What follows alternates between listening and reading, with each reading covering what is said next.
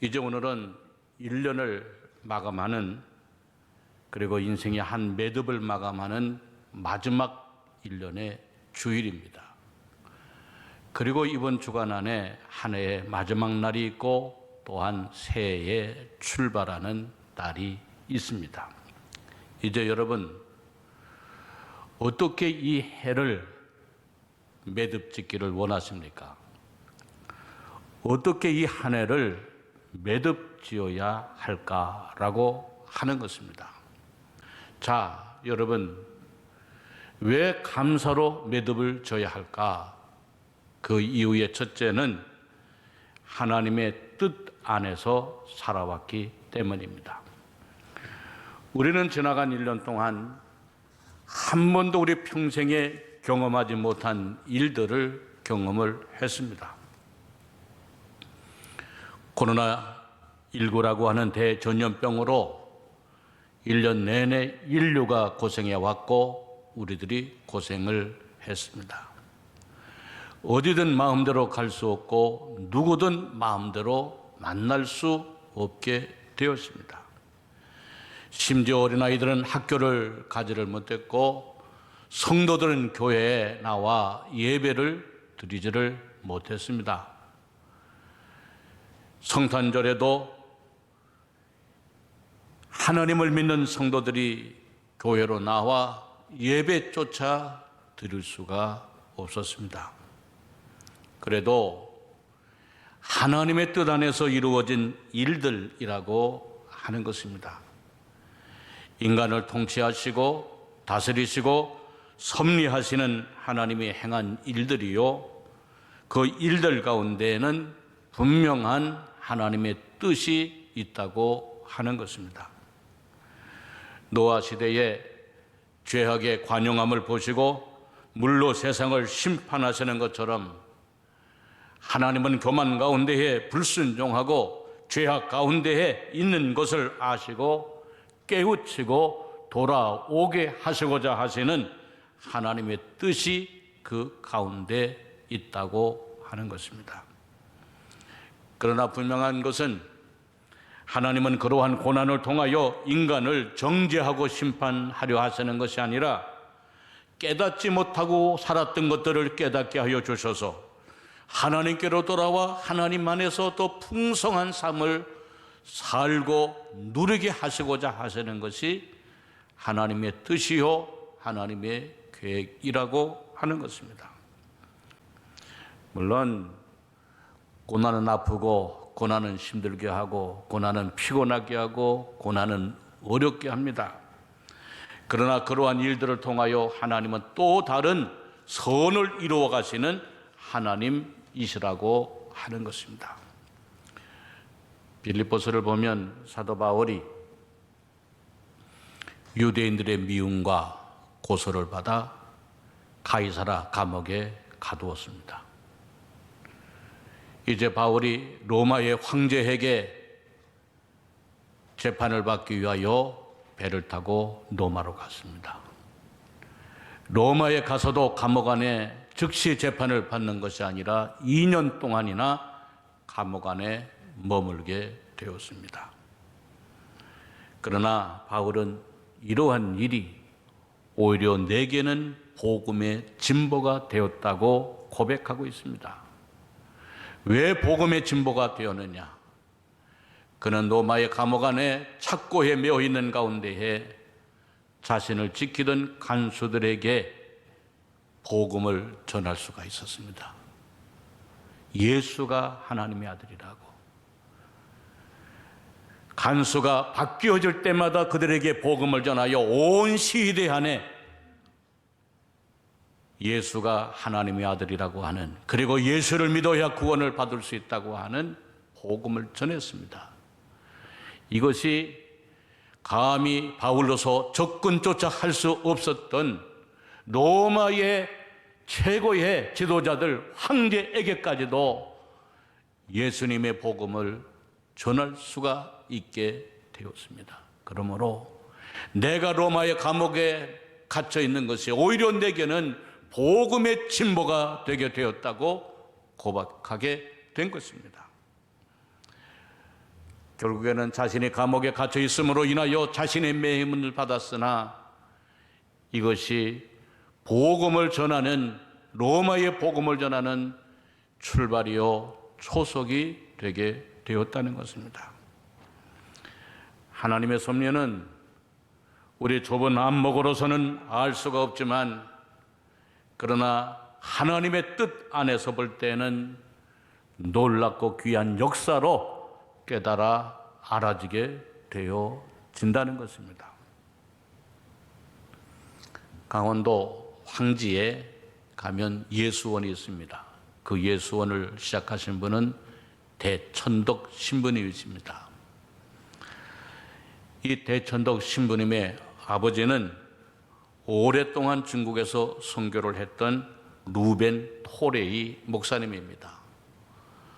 이 루벤 토레이 목사님은 영어와 중국말을 잘 하셨기 때문에 공산당과 국민당이 치열하게 전투를 벌일 때에 토레이 목사님은 통역관으로 이제 활동을 했습니다. 한 번은 통역을 마치고 피곤한 몸으로 트럭을 타고 집으로 돌아오는 길이었습니다. 트럭의 문을 내리고 한쪽 발을 거치고 트럭을 타고 집으로 오는 가운데에 트럭이 그만 전복이 되어지는 사고가 일어났어요. 토레이 목사님은 병원에 실려가고 한참 후에 병원에서 깨어났을 때에는 자신의 팔 한쪽이 없는 것을 깨닫게 되었습니다. 너무 충격이 커서 의사에게 물어봤습니다. 내 팔이 어디 갔느냐고. 그랬더니 의사가 팔을 너무 심하게 다치셔서 생명을 위협하기 때문에 의식이 없는 가운데 그 팔을 부득이 자르지 않으면 안 되게 되었었노라고 얘기를 해 주었습니다. 자신이 팔이 잘라진 것을 알고 토레이 목사님은 하나님께 기도를 드렸습니다. 하나님, 내 팔을 왜 하나님이 가져가셨습니까? 그러나 하나님이 제 팔을 가져가신 것은 그 일을 통하여 하나님께서는 합력하여 선을 이루게 해 주실 줄로 믿습니다. 그런 고백의 기도를 드렸어요. 그 후에 토레이 목사님은 은퇴하고 미국으로 건너갔습니다. 한국에 선교사로 와 달라고 하는 부탁을 받고 토레이 목사님은 의선을 하고 그리고 한국의 대구로 내려와서 선교를 시작했습니다. 한국에 와보니 6.25 동란 직후라 전쟁 때문에 팔을 잃은 사람들, 다리를 잃은 사람들이 수없이 많았습니다. 그럼에도 불구하고 그들은 팔이 없는 채로, 다리가 없는 채로 살아가는 모습을 보았을 때 토레이 목사님이 깨달은 것이 있습니다. 하나님께서 바로 저들의 팔이 없고 다리가 없는 모습을 보고 저들을 위하여 나의 팔을 자르시고 저들에게 복음을 전하라고 하셨다 하는 것을 깨달았어요. 그 후에 토레이 목사님은 의술을 배워가지고 팔이 없는 사람들에게 의손을 만들어주고 다리가 없는 사람들에게 의족을 만들어주며 선교 사역을 시작을 했습니다.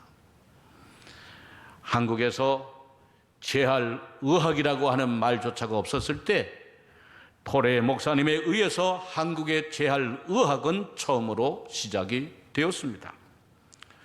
지금도 연세대학교 병원 앞에 가면 토레이 채플이라고 하는 자그마한 예배당이 있는데 그 예배당이 바로 그 선교사님을 기억하기 위하여 만든 기념 예배당이라고 합니다. 여러분, 하나님은 지나온 1년 동안 우리에게 힘들고 어려운 일을 하셨습니다. 그러나 그 일들을 통하여 하나님은 세밀한 부분까지 우리를 간섭하시고 역사해 주셨습니다. 지나온 1년 동안 우리에게는 좋은 일도 있었고 나쁜 일도 있었습니다. 기쁜 일도 있었고 슬픈 일도 있었습니다. 아직까지 마무리를 하지 못하고 새해로 넘어가는 어려운 일도 속상한 일도 있을 것입니다. 그러나 합력하여 선을 이루어 주신 하나님, 합력하여 선을 이루어 주실 하나님을 기억하고 감사로 이 해를 마무리하는 여러분들 모두가 다 되어지시기를 주의 이름으로 축원합니다. 둘째로, 왜 우리가 감사로 마무리를 해야 될까? 그 이유는 우리는 하나님의 은혜 안에서 살아왔기 때문입니다. 고난을 당하고 어려움을 당할 때 견디기 어렵고 이기기 힘이 들었을 것입니다. 원망하는 마음도 있고 불평하는 마음도 있지만 그래도 그 가운데에 하나님의 은혜가 함께하여 주었다고 하는 것입니다. 하나님의 은혜가 있었기 때문에 우리가 견딜 수 있었고, 하나님의 은혜가 있기 때문에 우리가 이길 수가 있었고, 하나님의 은혜가 있었기 때문에 소망 가운데 살아올 수 있었다는 것입니다. 그러므로 감사로 마무리하는 여러분이 되어져야 한다는 게, 가끔 저희 어머니를 생각해 보면은 제가 어린 나이에도 생각할 때 도저히 여자로서 이 어려운 일을 어떻게 견디어낼 수 있었을까 하는 생각을 많이 가져본 적이 있습니다. 아버지를 대신하여 가난한 집안 살림을 살아야 되고 자녀들을 교육시킨다고 하는 것이 감당할 수 없는 일이었을 것입니다.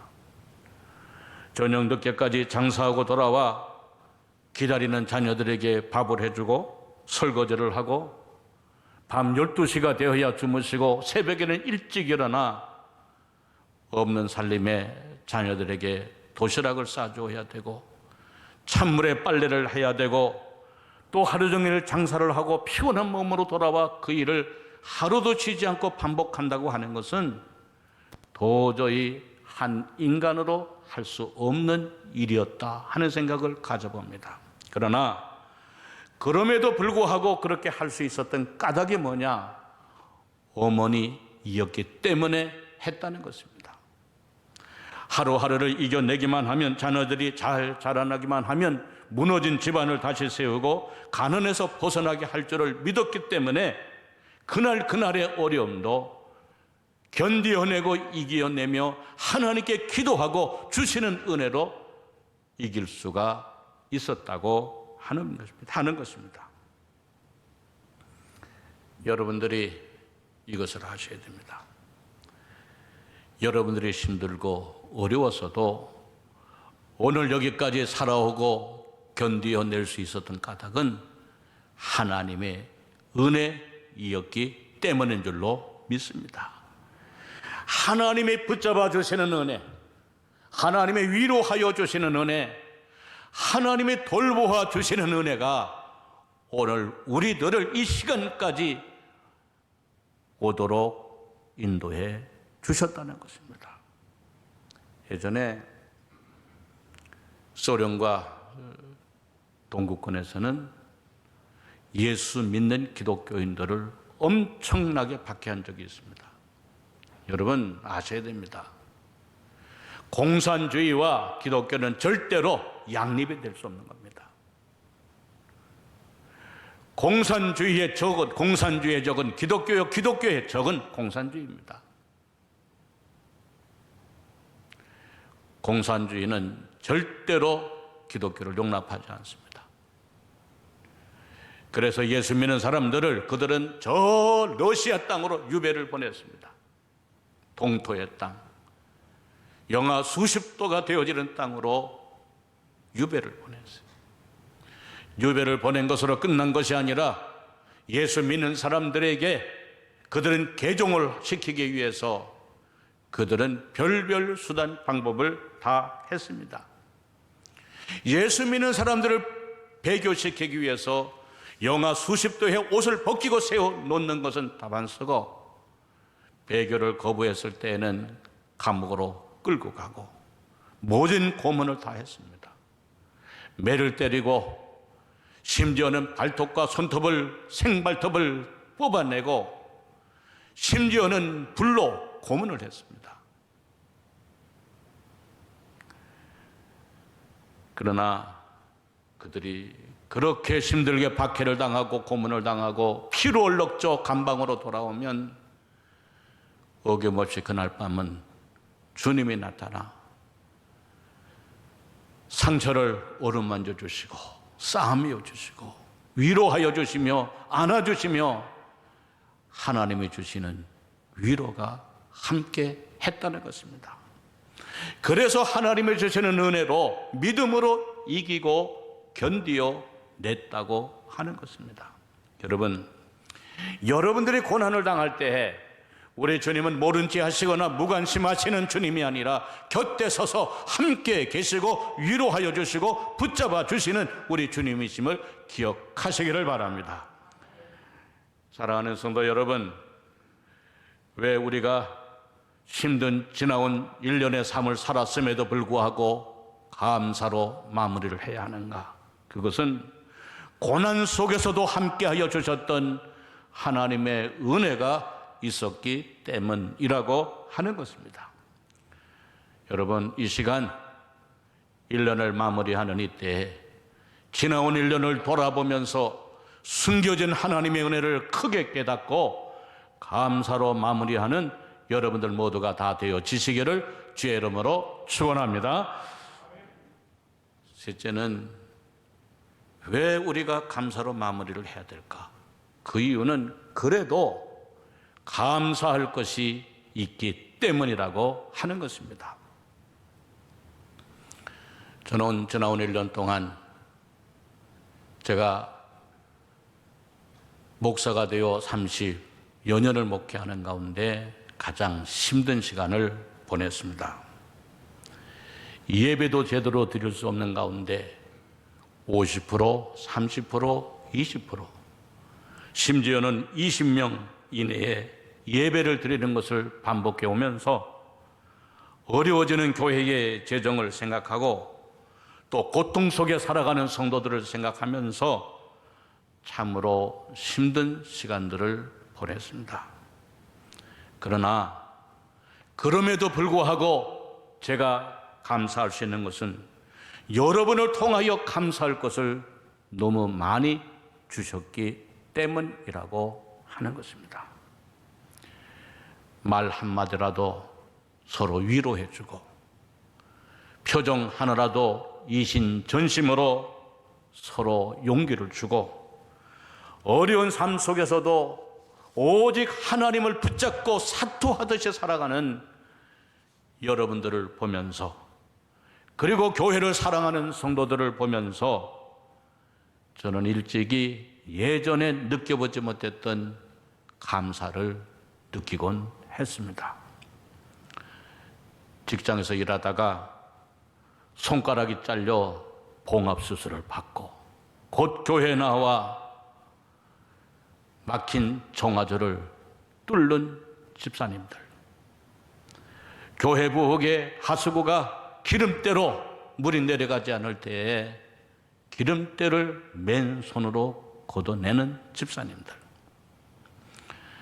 직장에서 퇴직을 하고 아직 직장을 구하지 못한 가운데서도 받은 퇴직금의 10의 1조를 하나님 앞에 드리는 믿음의 성도님들, 예배 드리지 못함을 안타까워하며 목사님과 교회를 생각하며 눈물을 흘린다고 하는 믿음의 성도님들, 동탄에서 상계동 골짜기에서 먼 곳에서 매 주일마다 예배를 그리워하며 나오는 믿음의 성도님들, 예배를 드릴 수 없을 때 교회 나와 문고리라도 잡고 기도하며 돌아가는 믿음의 성도들을 볼 때에 저에게는 힘이 되고 용기가 되고 위로가 되었습니다. 여러분, 왜 우리가 이토록 어려운 가운데서도 감사해야 될까? 그 이유는 감사할 것을 하나님이 주셨기 때문이라고 하는 것입니다. 여러분, 우리가 알지 못할 때에는 감사할 것이 없었습니다. 다 저절로 되어지는 것 같고, 가만히 있어도 되어지는 것 같고, 누가 도와주지 않아도 되어지는 것 같았습니다. 그러나 결코 저절로 되어진 것이 아니라 은혜로 되어진 것이라고 하는 것입니다. 하나님의 은혜, 돌보아 주신 은혜가 우리와 함께 있었기 때문에 지금도 우리가 감사할 것이 있다고 하는 것입니다. 크리스마스 전날 밤 며칠 전에 저는 잠을 자다가 아주 생전 처음으로 놀라운 일을 경험했습니다. 잠을 자다가 누워있는데 침대가 막 돌아가는 거예요. 막 돌아가요. 집안에 있는 모든 것들이 다 돌아가는 거예요. 뱅글뱅글 돌아가는데 그 속도가 얼마나 빠른지 마치 팽이가 돌아가듯이 막 돌아가는 거예요. 순간 왔구나.